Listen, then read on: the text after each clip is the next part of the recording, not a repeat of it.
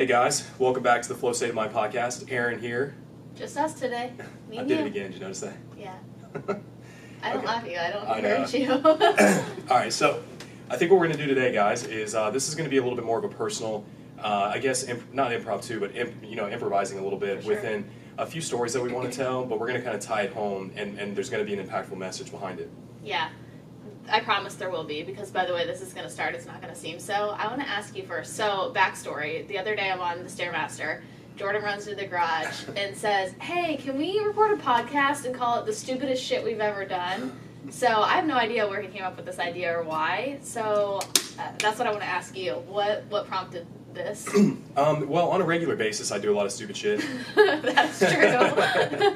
And, it's also a way for people to understand that mistakes are gonna be prevalent. They're gonna be in abundance, and not to kind of hide from your mistakes. And then that's how I was thinking about it that morning. I'm like, man, I just make so many mistakes on such a regular basis, and I feel like a lot of people try to hide from it. Absolutely, yeah. And I think that's one of the worst ways to not learn from mistakes. For sure. Have we? Maybe this was just an idea. Have we done a podcast that was our biggest failures in business? No, we haven't. Let's talk about some of those today. Because that's right in line, right? Right, for sure. Yeah, because honestly, in terms of like stupid shit, there's like one story that I want to tell that I think is important to understand like who I am and why I think the way I do. Mm-hmm. So there's like one major story that I'll tell, but otherwise, I think it'd be more beneficial to talk about business failures. Yeah, because a lot of my stupid shit I didn't really learn from. Yeah. Only the business ones. Yeah, we don't want to talk. I don't want to hear like any kind of relationship mistakes. No. So. Let's start there. So let's do this maybe back and forth interview style. I'll just ask you, well, first off, let's record a little brief introduction. Okay. Guys, this is the episode that we're going to basically talk about the dumbest things that we've ever done, top business mistakes, and then we're going to tie it home with a message that you guys want to hang around for. But just to remind you guys, IFCA is closed by the time this comes out. But we do have our free group. Yeah. If you search, and we'll put this in the show notes, but IFCA, community for coaches who, what is the whole thing? Community for coaches who want to change lives or want to impact lives. Right, but if you just search IFCA community, you'll find us. Hop in there, because when we are actually in session with IFCA, it's like I'm already teaching it, so I'm like so apt to hop over and just give more value and advice in that free group. Yeah. We're just a little more amped up right now. So. Yeah, exactly. It's our primary focus. Don't be afraid to pop in there and ask questions, create dialogue. Absolutely, yeah. That's what we're there for. A lot of people in there have already been helping each other, which is cool. Yeah, definitely. One more thing, guys. So we're really bad about asking you guys to help us promote the podcast. And we want to try to be a little bit more intentional with that. Look, our ultimate goal with this podcast is just to spread more of a positive message around pursuing what you're passionate about. That's our ultimate vision, our ultimate message. Now, obviously, fitness is within our scope, and we're going to be primarily talking about that. But you guys have noticed that we've had people on that have nothing to do with fitness. Right. We like talking to people who are passionate about what they love to do. So what we ask of you guys is to help spread this message. The best way to do that for us is... The best way is going to be take a screenshot of the podcast while you're listening to it, share it on your story, tag us. Yes, please, tag us. Like, the best DMs and messages that I ever receive are that we've inspired somebody to leave a job, do something they're passionate about, make a choice in their life to stand up for themselves and live a life that they love, basically. So if you feel like this podcast can impact anybody to do that, please share it with them. Definitely. And of course, liking the pod, or not liking, but leaving a review and a rating helps us out a lot too. But yeah, just share the screenshot, tag somebody that you think can benefit from listening to this. Absolutely. So, all right, we're going to dive in. I'm going to start with you. You said you already had an idea of what you wanted to share. Mine's kind of dark, though. Should we just start there and then turn it? I think you've already told this story on the podcast a couple of times. Have I? Yeah. The biggest mistake in terms of the almost killing my friend? Yeah. Okay, I won't even tell that then. Other than that, guys, my mistakes have come in a big part of being kind of reckless. I've always been more of an impulsive character, especially when I was young. Family life was kind of weird, jumped around a lot between homes. And I was kind of rebellious. My mom and I hated each other for a long period of time. And my mom was she is just one of the closest females in my life, aside from Aaron. Now at this point, she was really hard on me. There was one time when her and I got into a huge argument, and I was probably 15. And she came and picked me up, and we're driving home, and she's getting ready to drive me to the police station because I was being such an asshole. And she stops at a red light, and I just take off running out of the car, and I sprint across town, and I'm hiding in the woods from police all night. They're out. There's like a search squad out for me, and they ended up finding me at about 7 a.m. Hiking down the road. I was prepared to live my life on the run at that point. Oh my god, you wouldn't have survived a day. Hell no. I was already getting hungry. Yeah. No, that's funny. Do you want me to start? Yeah. Or unless you have any other like stories like that you can share. Well, no, I was pretty good. I mean, I'm the oldest, and so I feel like my parents were like, thought I was bad until my brother and sister came along. My dad to this day will say like, if like Megan or Michael would have been our first kid, you would have never been born. That's so funny. Because they don't know. I was like following most of the rules. Like I'd be a little bit late on my curfew and stuff, but yeah, for the most part, I don't have any like that. I was pretty good. Yeah.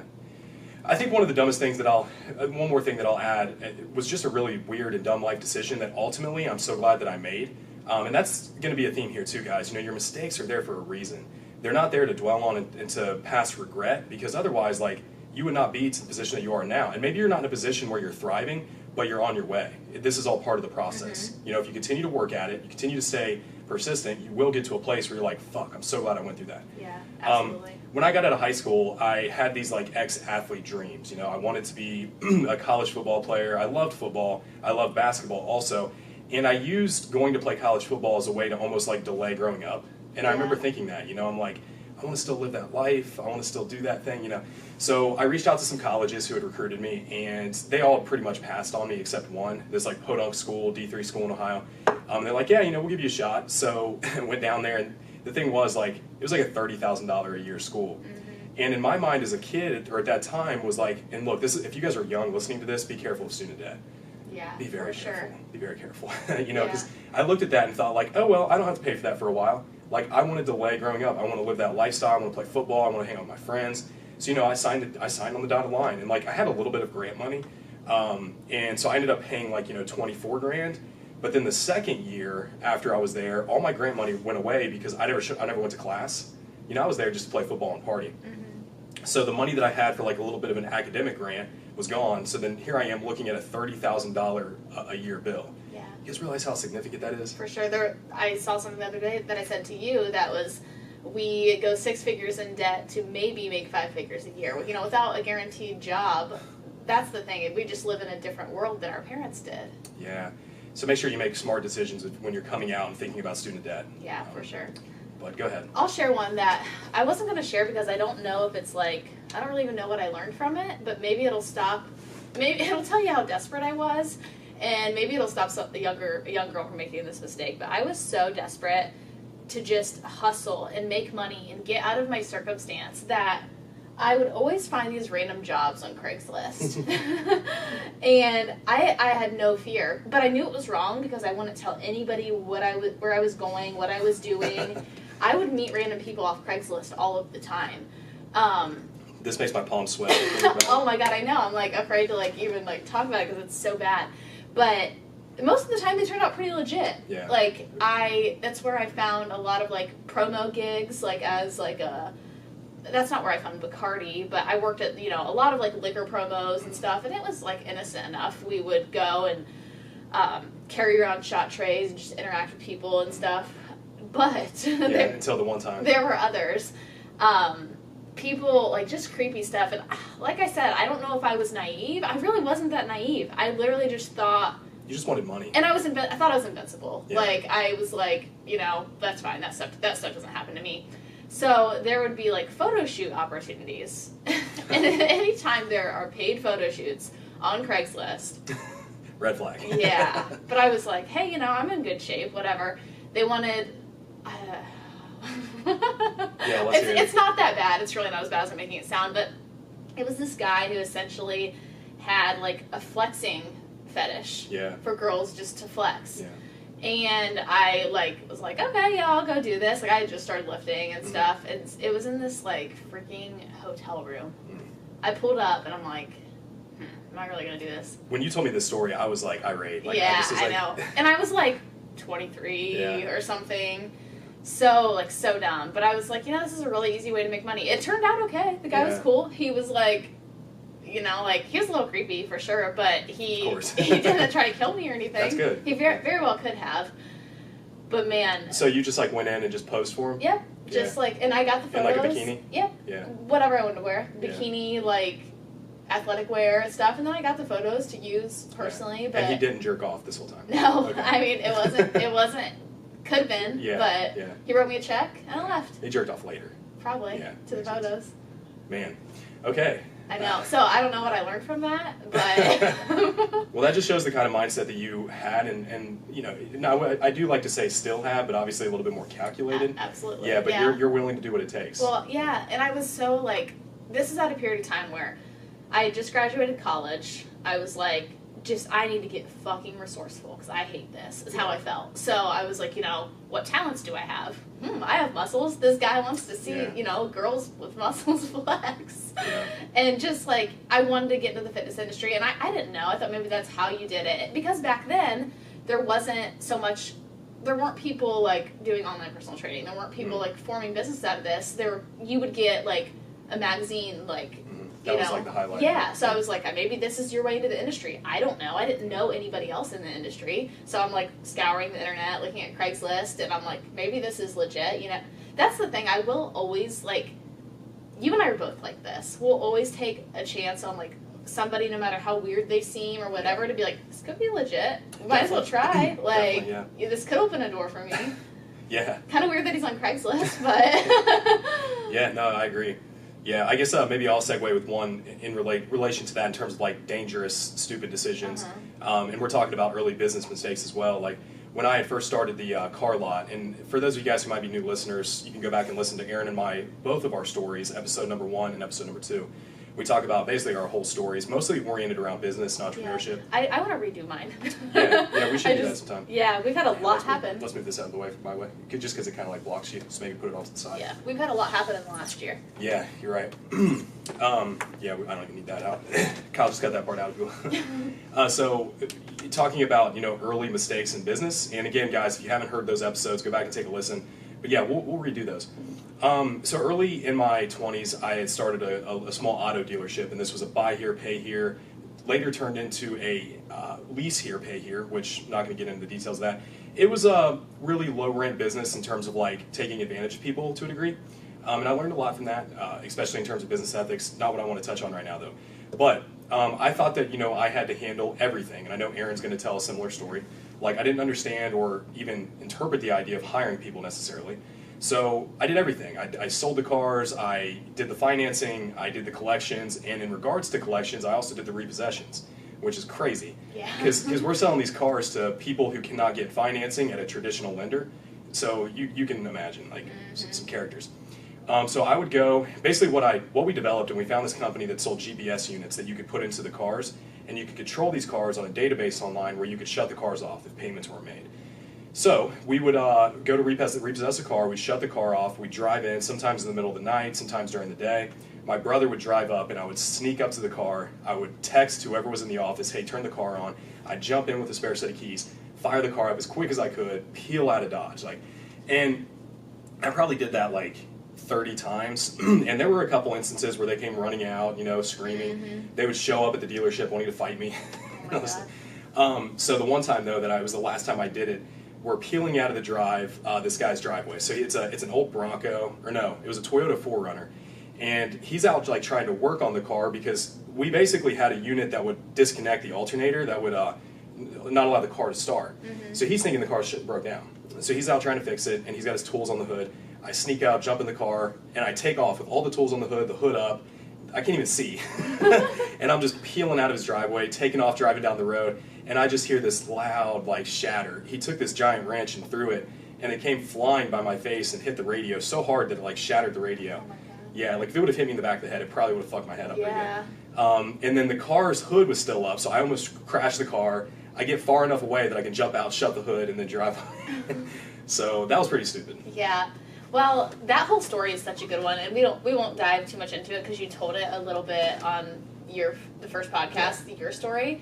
But it is a lot of just really good lessons in resourcefulness, which is I think something that you and I, like, we're always like, we'll figure it out. Like, I've always kind of had that mentality, and that's where I get stumped when people come to me and they're like, you know, they haven't taken a first step and they want advice. I'm like, you haven't even like started to do your research yet. You haven't even, like, you have so much untapped potential. Like I was over here like looking for any way I could make money on Craigslist. I was 23, had plenty of energy, and was like, all right, I'm just gonna work 14 hours a day for a little while. I can grind, I can do that. You're like, you know, I don't know how do we track these cars? I don't know. Let's find a GPS system. Let's, you know, one thing after another after another. I don't know, but there's a way. Yeah, and the internet, man, like, it's like, you got so many answers out there. Just spend hours skirting the internet, looking at forums, searching stuff. Like, you'll find so much valuable information to get you started in whatever direction you need to go. This was in this was in 2009, probably. And it was before, the internet was obviously there, but it wasn't as resourceful as it is now. For sure, yeah. But you could still find answers. Yeah. I think some of my biggest mistakes came with the gym, because that was so impulsive, and so, like, I wanted to do this, and it, like, I didn't have anyone around me who, like, had a systems brain like I have you now, and it was just like, you know how I get. Yeah, let's do it. I want to do this, so, okay. And it's funny, because I'm really...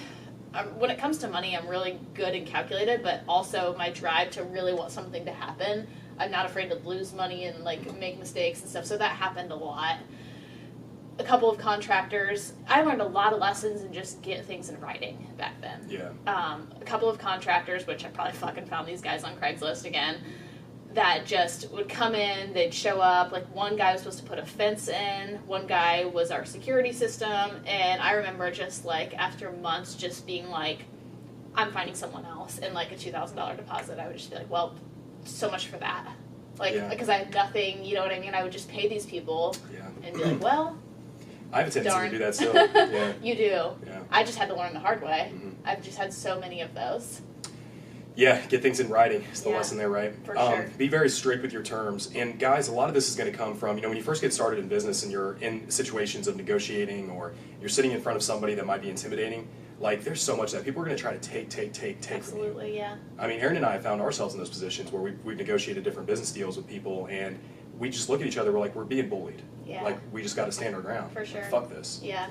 One thing, though, that you've taught me that is really good, that I've been screwed over a lot in those instances, so I'm like, all right, from the beginning, let's lay it out. What's this look like? And you're like, well, let's not. Let's let the creative process run for a little while. Let's just brainstorm, and it could all be time wasted if it doesn't work out, and that's fine. You're still going to learn something from that, but I think that's good, too. Like, don't be so, like, stringent to that it's like, you meet a person, you're talking about going into business together, you're like, what are the terms of our contract? Just let the creative, see if you guys mesh for a little while, and just like let ideas flow, really realize if you like the way this person thinks or not. That's so important. And then once you get down to like starting to have to pay for things, then go ahead and throw everything together. That's so important. I think, because look, guys, you can figure out strategy, you can figure out a business plan, you can figure out negotiation and contract terms. Yeah. But what you can't create out of nothing is cohesiveness and like the ability to look. If you feel a certain energy around somebody,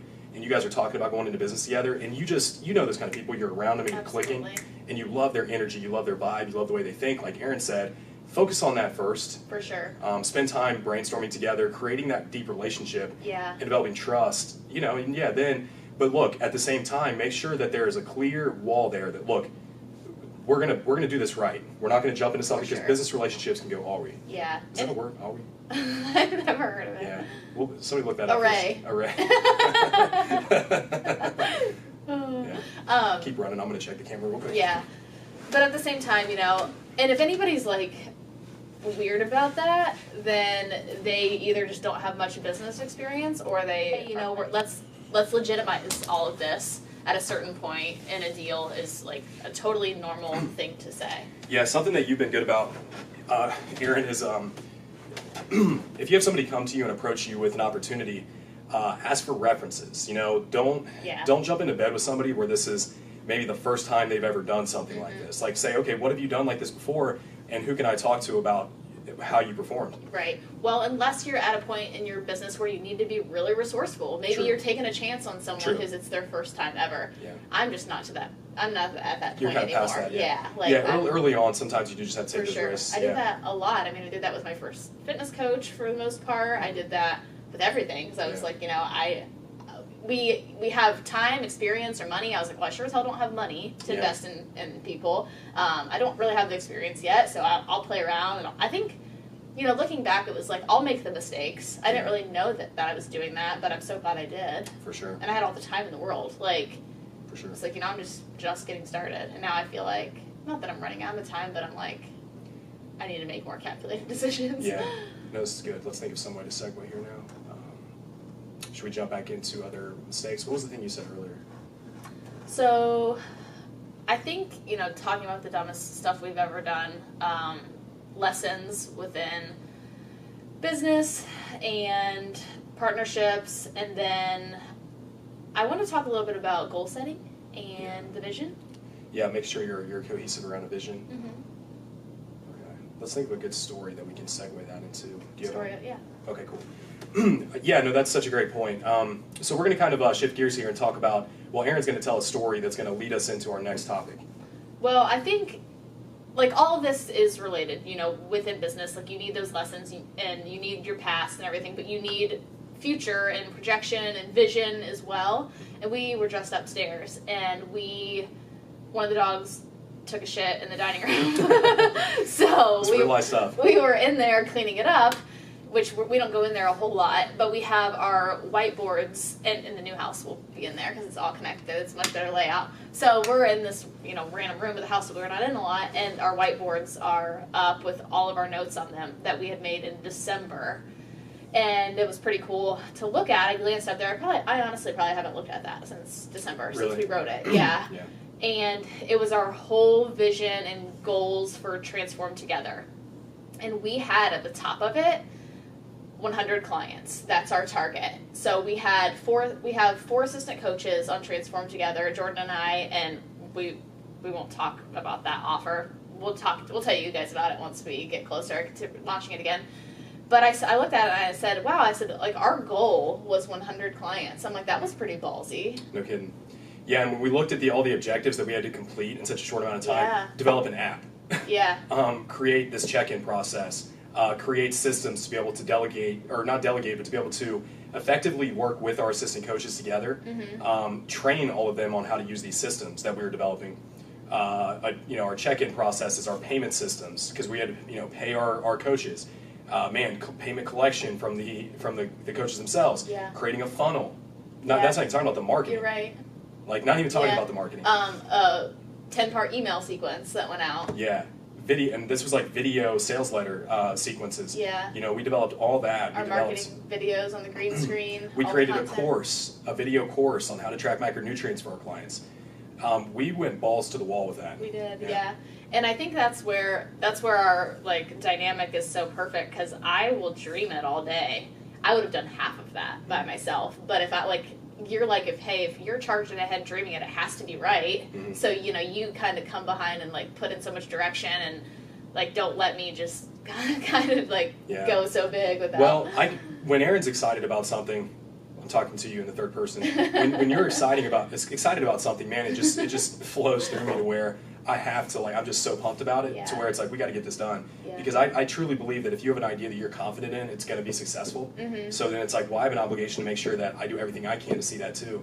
And it crushed. It was not quite $100,000 launch, but it was pretty darn close to it.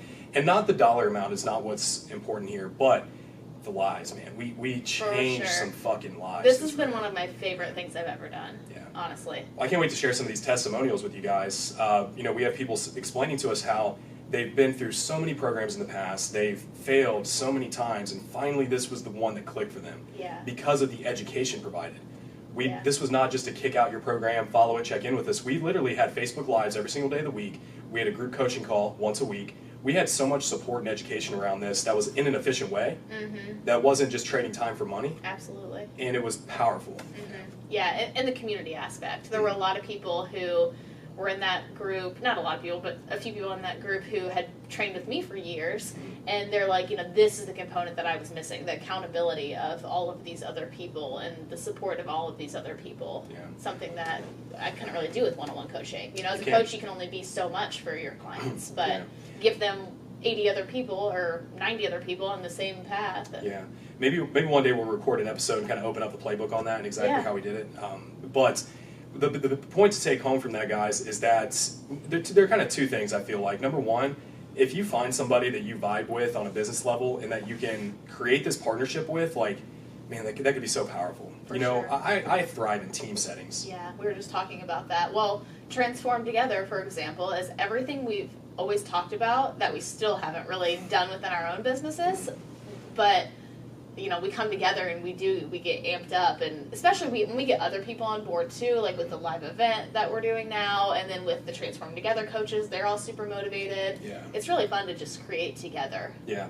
And constantly reminding your team of what the vision is, and that's something that Aaron and I have realized is so impactful, is constantly reminding that. Like your job as a leader or as a business owner is that you wear a lot of hats, but the primary thing is to hold that flag for the people behind you to continuously see, and to see that vision, to see what you're trying to create, not just dishing out tasks. Yeah. It's big picture, Absolutely.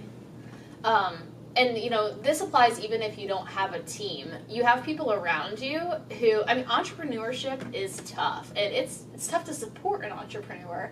And especially if you have a spouse or a significant other who is not an entrepreneur, you need to set that vision for them daily. You need to remind them that you have a plan. You need to stay excited so that they're excited, because they're not in it every day like you are. So it's really easy to just be like, oh, you made 50% of your income this month. That's tough. I'm over here making a steady paycheck. Like, please remind me again why we're taking this risk. Great point. Yeah, and it sounded like somebody was walking around upstairs, just the dogs, though. It sounded like a human. That's such a great point, because if you don't make sure that their energy is congruent with yours, that's going to fuck you up. Absolutely. If you feel like they're upset with you and that you're dragging the dynamic as a team down, so you can't, and what most people will do is just blame the partner. They'll say, oh, you don't support me. Well, what are you doing to make sure that they should support you? Yeah, for sure. We always get, what do you do if, like, your significant other isn't on board, or it doesn't agree with your goals, or doesn't have the same goals, or whatever? Prove it. Like, with you, there's been a couple of times where I feel like, not that you haven't been on board or whatever, you'll be on board with anything, but you aren't really bought in, and then I'm like, well, I'm started. Mm-hmm. Like, and then you're like, oh, you're working on this. I'm like, yeah, like, you're either coming or I'm doing it anyway. For sure. Yeah, for sure. So I think that comes down to, like, having those crucial conversations, and because a lot of people in couples, or a lot of couples, they'll take action on something, and let's just say it's you pursuing something simple, like changing your physique, trying to do a fitness goal. And you'll be like, I just want to do it. Like, deep down what your purpose and what your why is. Yeah. But you're too afraid to communicate it clearly. Absolutely, yeah. Yeah, well, we ask that on all of our client calls, and I guarantee all the women I speak to have never said those exact things to their husband. Right. Because you have to work to get that out of them. Absolutely, yeah.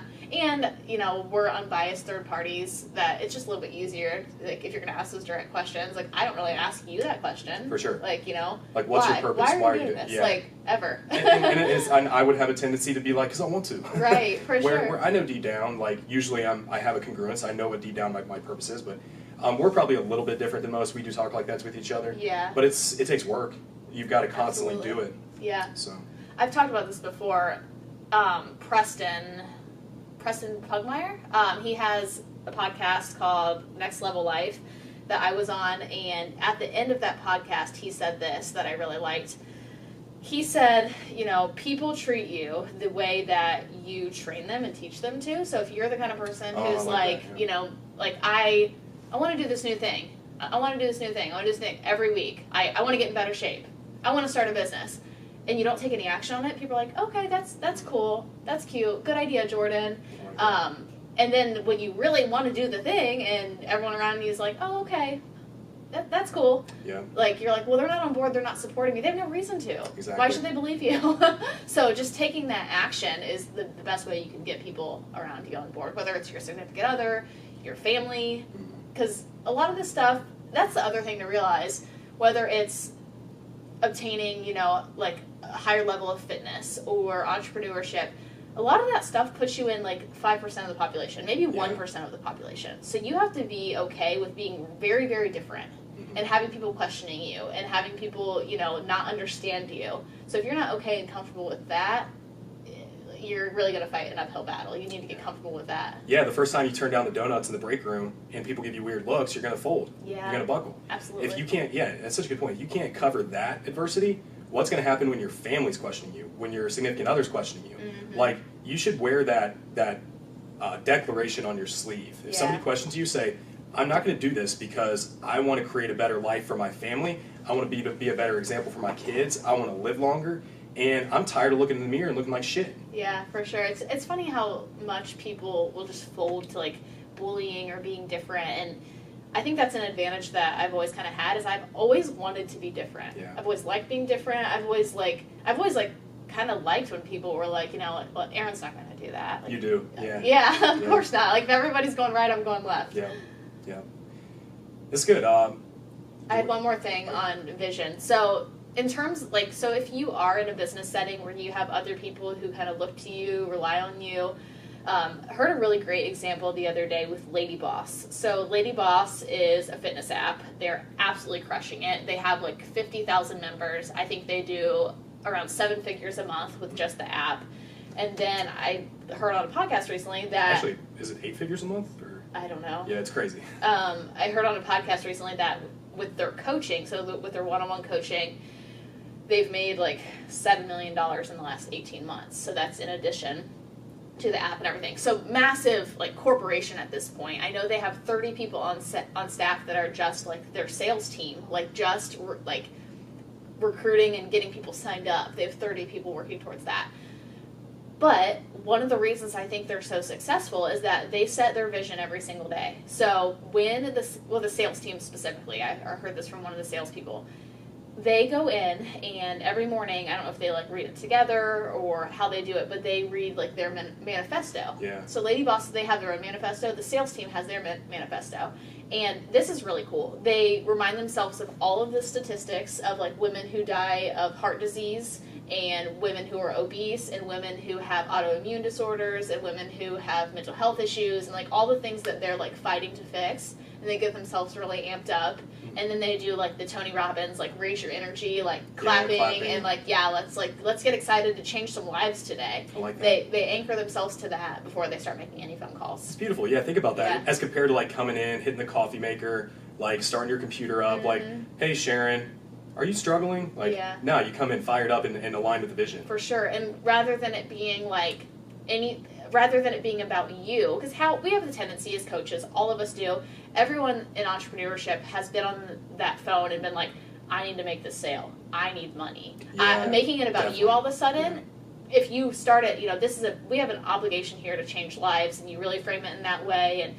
And the guy who was explaining the story said that he has such a deep anchored why to it because all of these women are essentially like his mom. His mom was 200 pounds overweight. His mom had all of these issues his whole life. So he's like, if I can get on the phone and be like I'm essentially speaking to my mother and could save her life, I'm going to be that passionate. And I'm not going to take no for an answer. And I'm going to continue to remind her, like, you can't afford it? What do you mean you can't afford it? You can't afford not to do it. You can't spend $1,000 to live 20 years longer? Are you kidding me? Like, that kind of passion and that kind of, like, emotion that you would have if you were talking to somebody that you really cared about, and it's completely about them.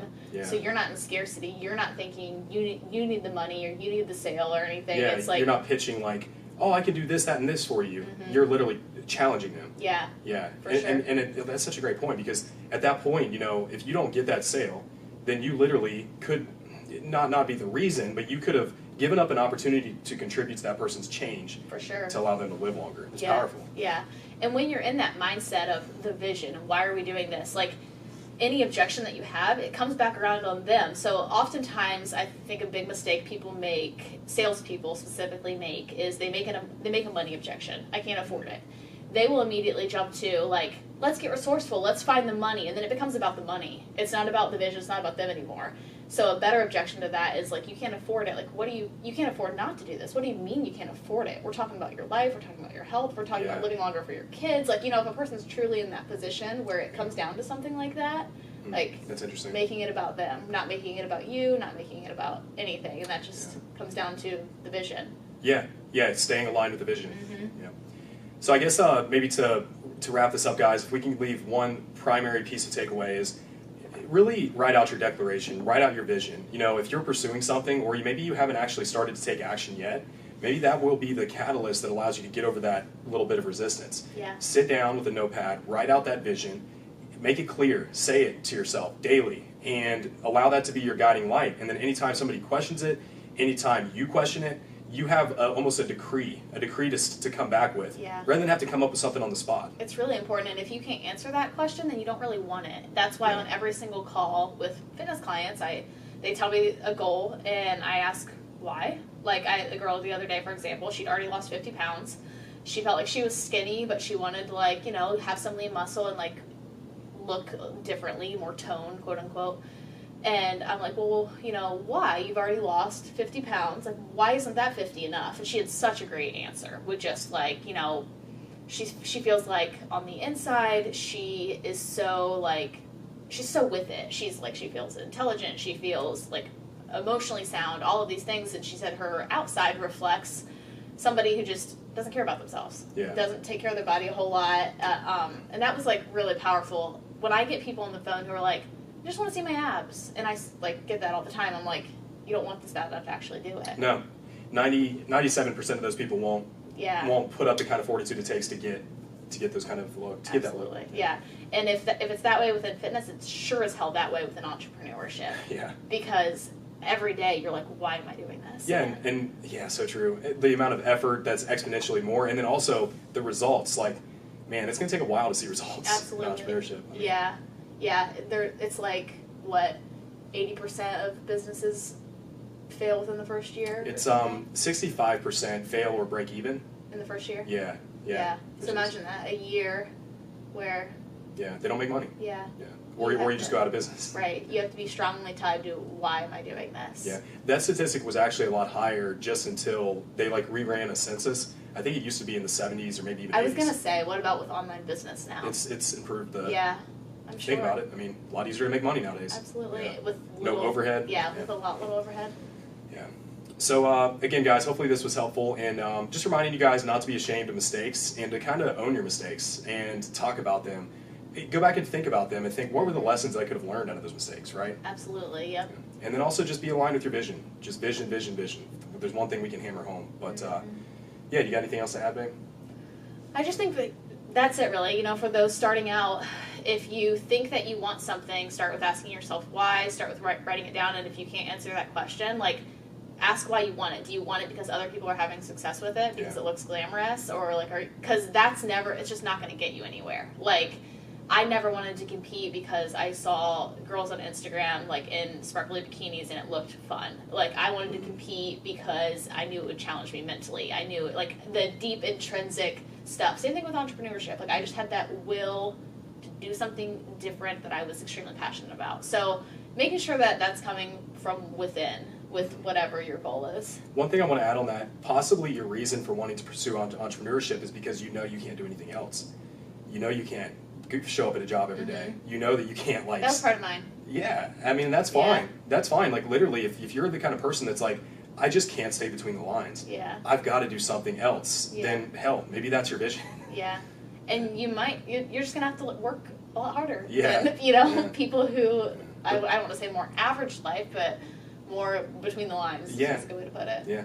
Yeah, it's never going to stop. There's not going to be a 9 to 5 for you, but at the same time, you don't have to get up when somebody tells you to. That maybe that's the biggest roadblock you have. For sure. There's also people, though, who are made and would, like, just function much better as an employee of something else. Yeah. You know, they're more of a team contributor. There's nothing wrong with that. They like their off hours. There's nothing wrong with that at all. I liked that life too. And Major Scullion said something interesting. He argued that on average, the person working for another company, on average, over the course of a life, will make more money. You know? Yeah, I'm sure you're right. It's probably true, you know, yeah, because as entrepreneurs, you're going to have periods where you're fucking broke. Yeah. You might have a year where you're balling. Yeah. But, like, on average, more consistent, it's steadily increasing. You don't have years where you're, you know, selling kidneys. Like, right. Well, if you just think about different business ventures and stuff, and the learning curve there in the beginning. If I took my little real estate project so far, I'm 13 grand in the hole without having made a dime yet. Like, that's sweet. Like, those are big risk, you know, for hopefully more reward down the road. Yeah. Yeah. Are you willing to take that? So again, guys, hopefully this was helpful. Don't forget, if you would, please, if you found this episode interesting or valuable, simply take a screenshot, throw it on your story. Make sure you tag us so we can repost you guys. And shoot us a DM too, guys, if this helped you, and we love to communicate with all of you. Yep. Thanks, guys.